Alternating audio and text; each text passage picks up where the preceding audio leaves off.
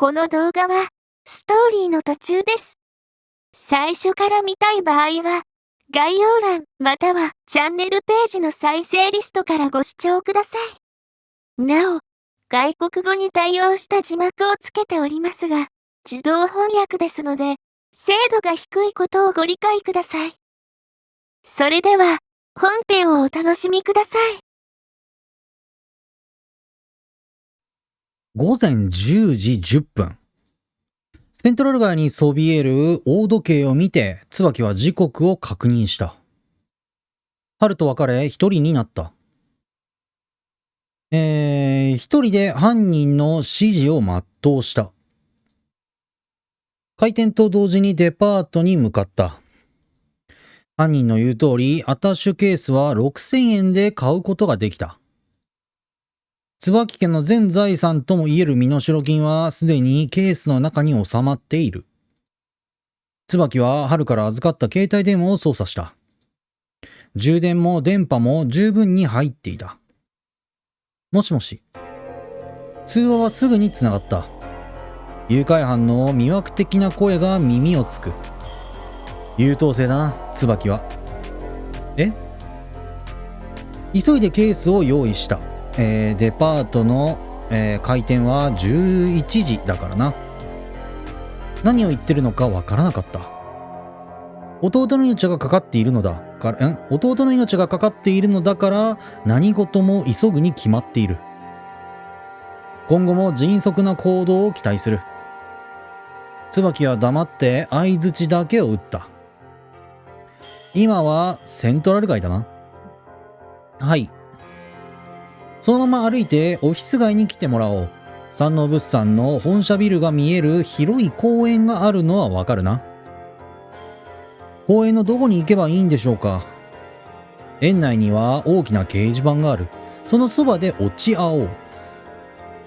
わかりました。急げよ。唐突に通話が切れた。椿は立ち止まって春の姿を探した。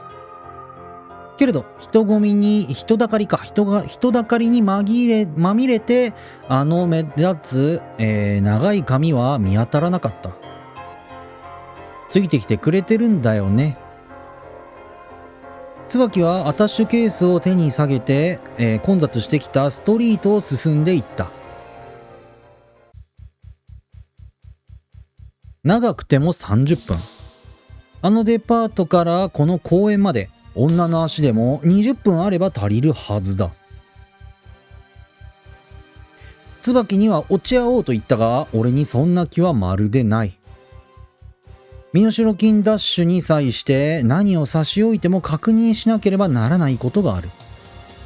それは運び屋が誘拐犯に従順であるかどうかだ。すなわち責任感を持って身代金を運べるのか、また運ぶ体力はあるのか。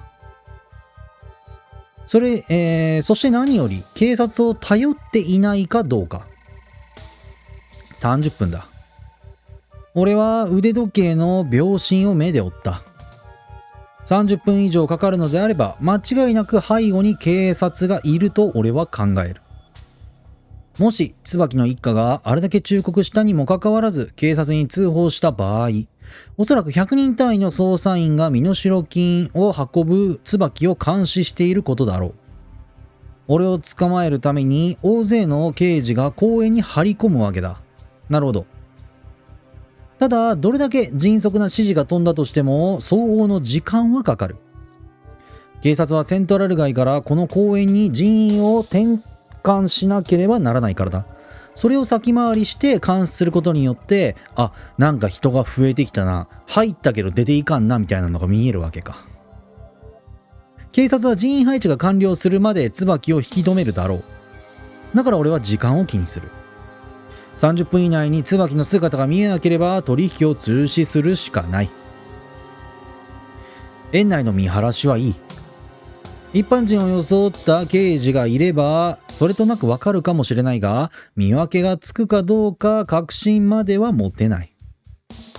例えば目につくだけでも中年カップルが2人組、犬を連れた男が一人、サラリーマン風の男、妊婦に手を差し伸べる初老の男、疑い出せばキリがない。だから俺がこの場でせめてやっておくべきことは、すれ違う人間の顔を覚えておくことだ。なぜなら、これから先、椿を引っかき回していく過程で、同じ顔を見かけた場合、そいつが刑事である可能性が極めて高いからだ。ベンチに腰掛けた俺は、目線だけを動かして警察の影を探っていた。椿の姿を確認した。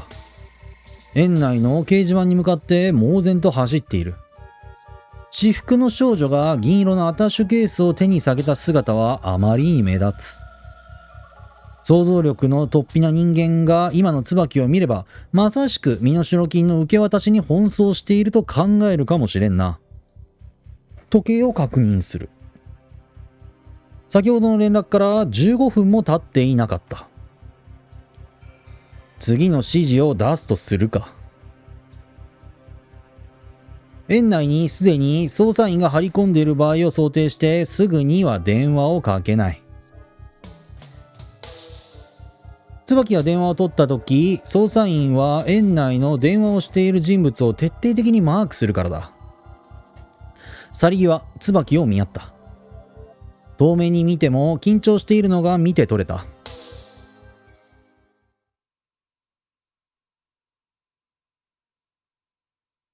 待ち続けてもう1時間近くになる。椿は不安に胸の詰まる思いだった。指定された場所にいるはずなのに、一向に犯人らしき人は現れない。声をかけてきたのは全く関係のないナンパ目的の男だけだった。突然携帯が鳴り響いた。犯人からだ。はい、ちゃんといますよ。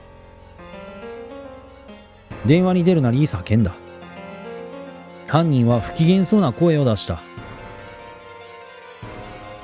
少し騒がしいぞ、椿。え？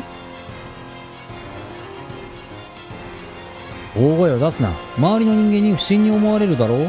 ただでさえアタッシュケースを持った格好というのはお前のような少女には不釣り合いなのだからな。すみません。目立つ格好になったのは犯人の指示ではないのかと思ったが、口に出す勇気はなかった。それでこのケースはどうすればいいんでしょうか。大事に持っておけ。え？予定変更だ。受け渡し場所を変更する。椿は戸惑った。思わず春の姿を探すが気配すらなかった。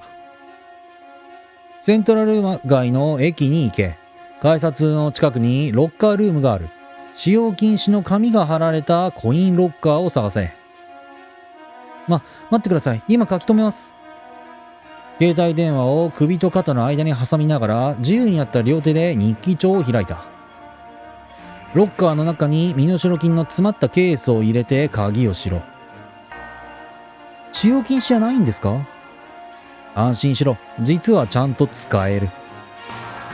使用禁止の張り紙は犯人が用意したものなのだろうか。椿は次の指示を待った。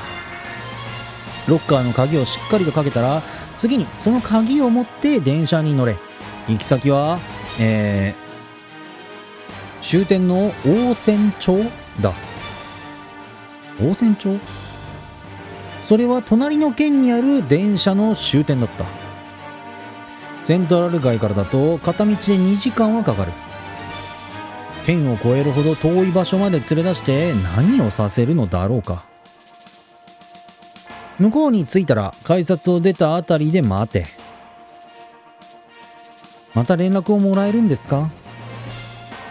いいや、お前から連絡してこい。急げよ。わかりました。次こそ会えるんですよね。椿がいい子にしていたらな。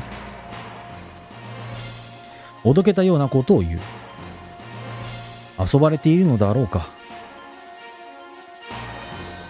椿はめったに表に出さない感情が胸の奥でグツグツと湧いていくのを抑えられそうになかった。あなたの言うことは守ります。だから絶対に弟を返してください。怒りは膨らんでいく。けれど犯人はそんな椿を嘲笑うかのように言った。返さなかったらどうする？許さない。飛び出た声の荒々しさに自分でも驚いた。嫌な間があった。途端に恐怖が襲ってきた。犯人を怒らせてしまったかもしれない。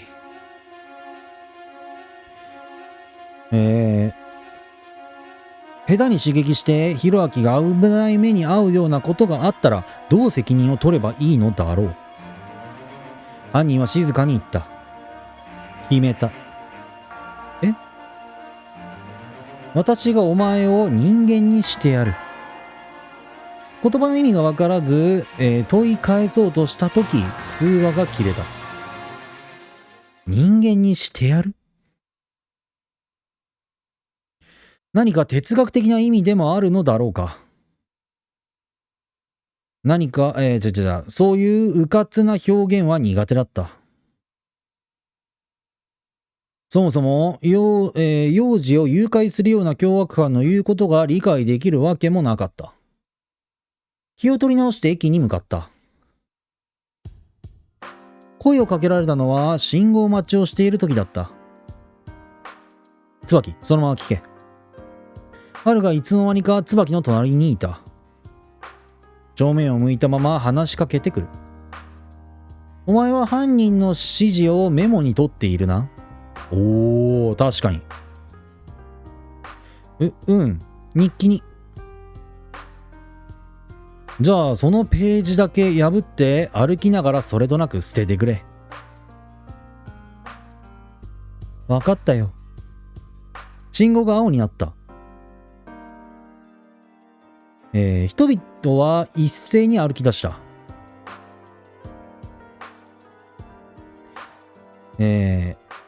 横断歩道を渡りきったところでちらりと振り返ったが春の姿はもうなかった。椿はこんな時でも街中にゴミを捨てるのには抵抗感があった。ただすぐに春が拾ってくれると思うといくらか気が楽だった。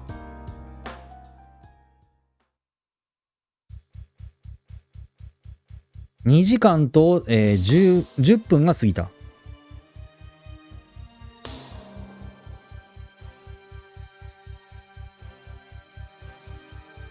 早ければあの公園から、大仙町まで早ければ2時間で着くだろう。それ以上かかればまた警察の関与が考えられる。俺はまだセントラル街にいた。準備を整えた俺は車の後部座席から窓越しに景色を眺めていた。冬の寒さをものともせず街はいよいよにぎわってきた。電話の向こうから慌てた声が聞こえた。もしもし、着いたか？はい、どこに行けばいいんです？ロッカーの鍵はなくしてないだろうな。ちゃんと持ってます。どうすればいいんですか？俺は当初から決めてあった通りに告げた。戻ってこい。ほーん。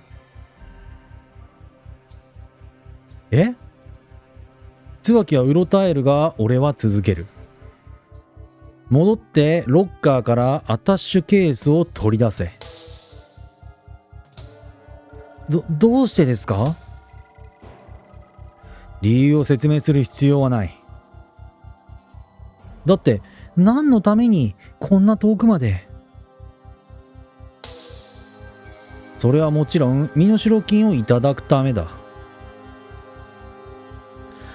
ひょっとしてまだ警察のことを疑っているんですか？どうかな。だったらこんなことは無駄です。本当に警察には連絡してないんですから。声にはさっさと身代金を渡したいという気持ちがありありと出ていた。警察は絡んでいないのか？はい、絶対です。馬別市から大仙町まで、県をまたがせたのには理由がある。警察の管轄が異なるからだ。椿の背後に警察がいた場合、この誘拐事件の捜査が他県に移る。ここでまた人員の配置が混乱するのだ。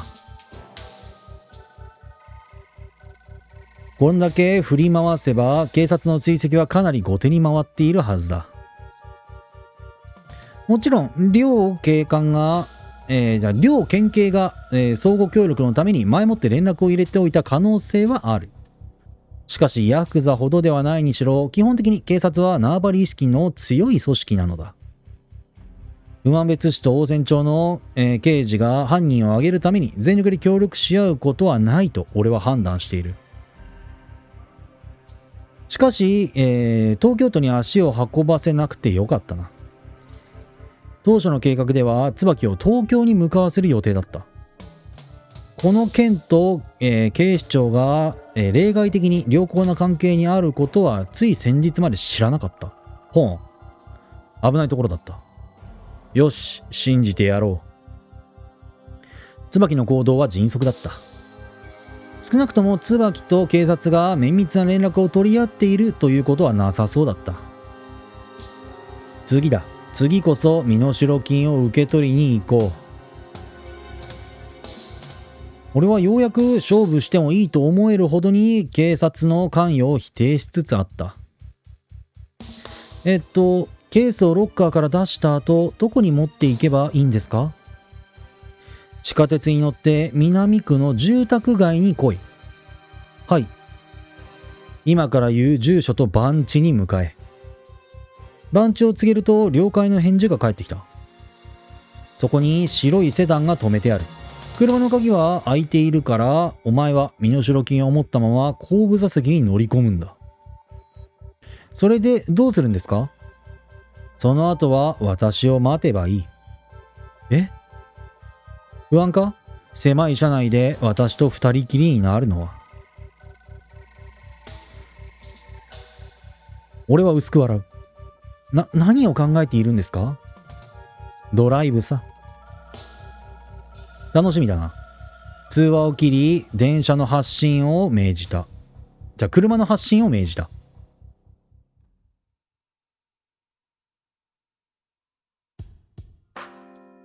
また2時間ほどかけてセントラル街まで戻ってきた。冬場は日が落ちるのが早い。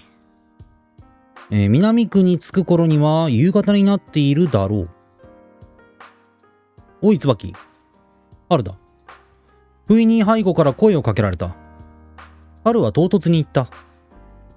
お前が、大仙町に行っている間は、私はケースの入ったロッカーをずっと見張っていた。ロッカーを開けようとした不審な人物はいなかった。そうなんだ。大仙町までついてきてくれたわけではなかったのか。椿を追うかロッカーを見張るか迷ったが後者を選択した。なぜなら誘拐犯が鍵を手に入れたとしても身代金が欲しければ必ずロッカーを開けなければならないからだ。そやね。春の説明は椿の不安を払拭させるに十分だった。そやな。直接もらおうが、たとえマスターキー作っとったとしようが、ロッカーを開けるという行為は絶対に必要なわけだから、もう少し人手があればよかった。春が寂しそうに言った。それだけ言ってまた人混みに姿を消した。椿は胸を痛めた。ひょっとしたら春には頼れる友人などいないのかもしれない。とぼやいた。浅井くん、京介がいてくれたらどれだけ心強いだろうか。けれど椿は弱音を吐きかけた心に鞭を打った。ないものになるようしても弟は帰ってこない。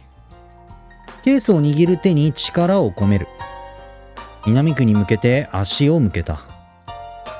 なぜ京介の名前を呼んだのか自分でもわからなかった。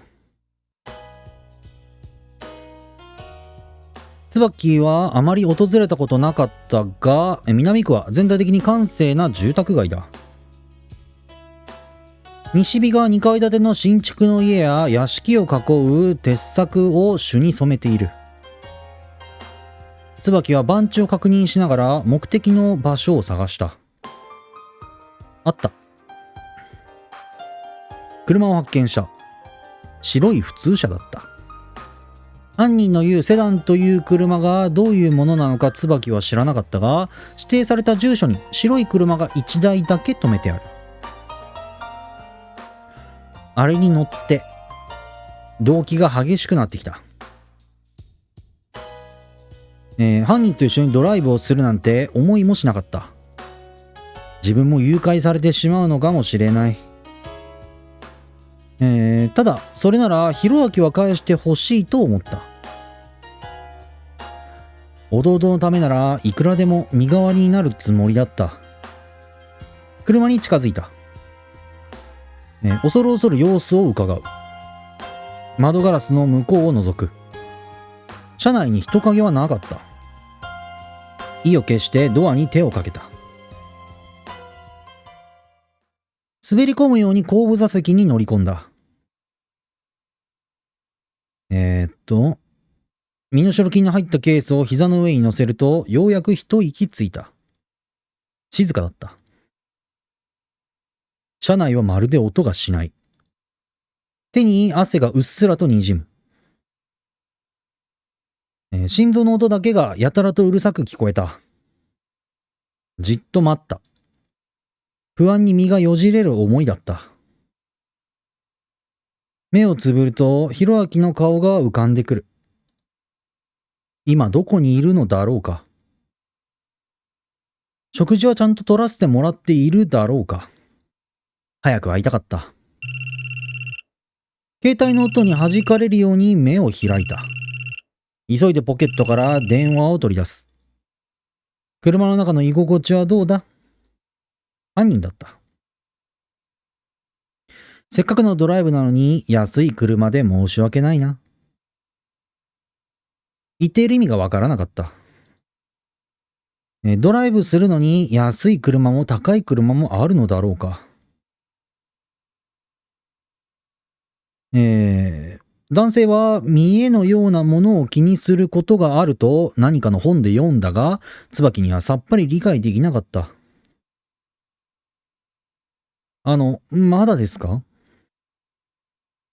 今行く。その時だった。犯人が不意に息を潜めた。どういうことだ？声質が変わった。それまで余裕そうにしていた犯人のそれではない。何かあったんですか？問い返すが返事はなかった。しばしの沈黙を置いて通話が切れた。唖然とした椿を、さらなる不測の事態が襲った。自動車の窓がノックされた。音につられるようにして見ると、そこには見慣れぬ顔があった。こちらを無表情に覗き込んでいる。制服じゃ、制帽と制服。はあ。戦慄した。マジ？口を開いたまま固まった。犯人が最も恐れている存在が目の前にいる。警察。パニックに陥った椿は突如現れた警察にどう対応していいのか全くわからなかった。膝がガクガクと震える。警官は車を降りるように求めている。めまいがしてみぞおちがきしんだ。椿は意識を失ったロボットのように車から降りた。ドアを開けると、ほとんど無意識にアタッシュケースを手放し、座席の足元に置いた。わけのわからない質問を繰り返された。この車はあなたのものなのか？これウィンドウ消せんかな？こっちか。すんごい足、ブーツ。すごいブーツ履いとるな。極度の、緊張状態にある椿はまるで他人事のように警官の話を聞いていた。ここで何をしているのか。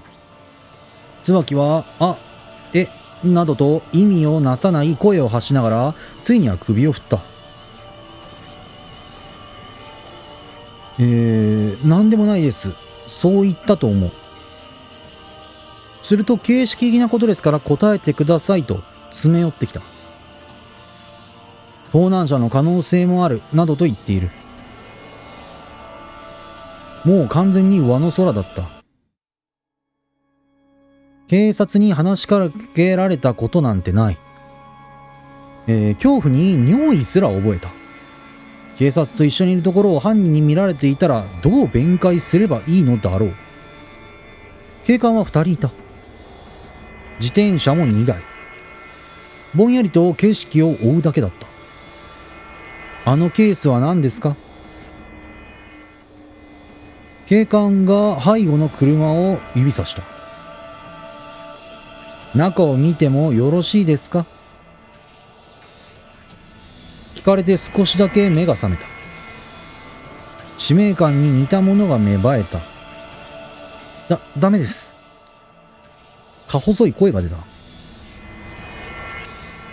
顔はうつむいたが、はっきりと拒絶の意思を示した。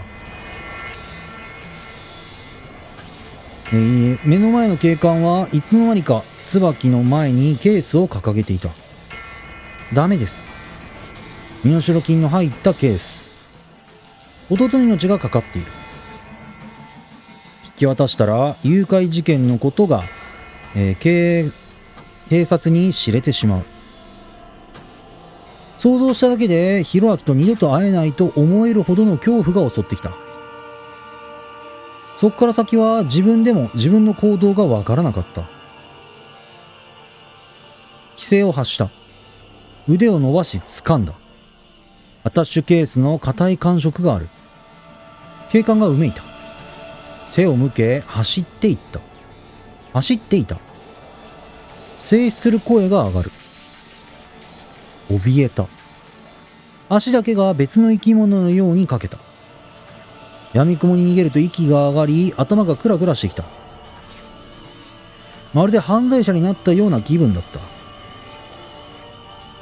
酸欠と、罪の意識で涙が出てきた。だが泣いている暇はなかった。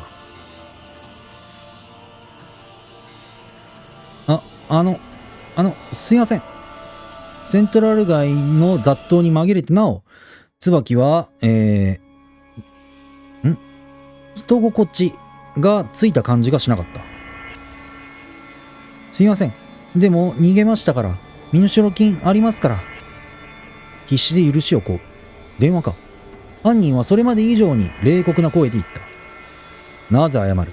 あれはハプニングだったのだろう。はい、知りません。警察の人がいるなんて知りませんでした。知らなかったのならなぜ謝る必要があるんだ。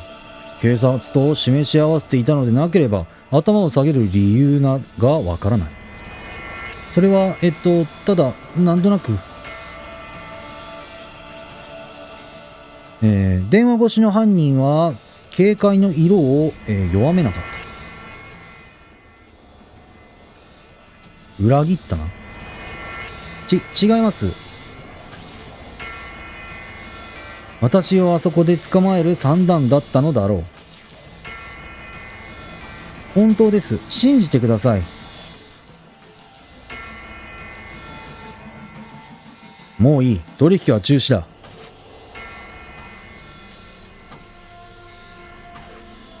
そんな。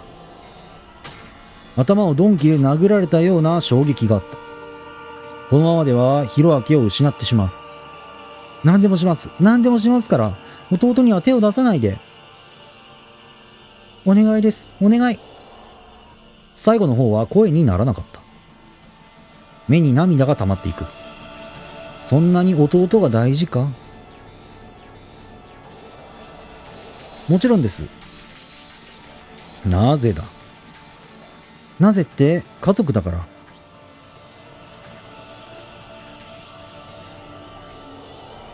言うと相手は低く笑った。そうか、家族だからか。そうだな。家族は大切にしなくてはな。せせら笑うように続けた。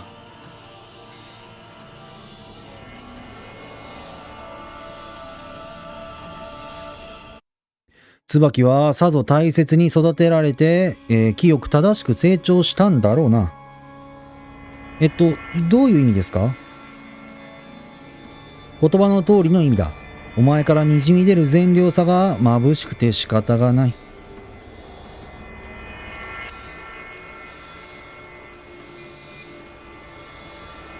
椿はなお理解ができなかった。よく人がいいとは言われる。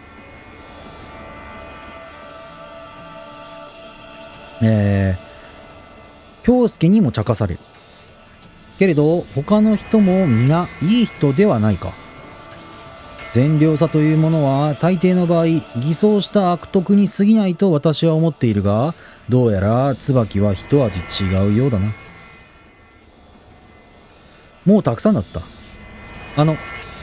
いいだろう。取引を続ける。